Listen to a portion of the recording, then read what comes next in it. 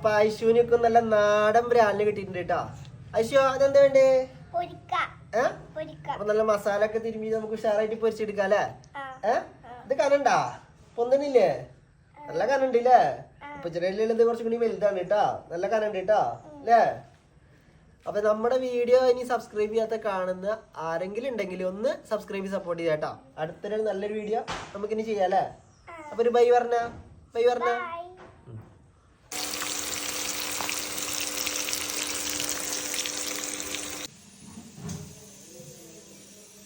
ഐശു രാവിലെ സ്കൂളിൽ പോകാൻ നിൽക്കായിരുന്നു അല്ലേ? അതിനിടയ്ക്കല്ലേ നമ്മൾ വീഡിയോ എടുത്ത് ആ മീൻ ഇതാ പൊരിച്ച് റെഡി ആക്കിയിട്ടുണ്ട് കേട്ടോ. ഇങ്ങനെയുണ്ട് കാണാൻ ഭംഗിയില്ലേ?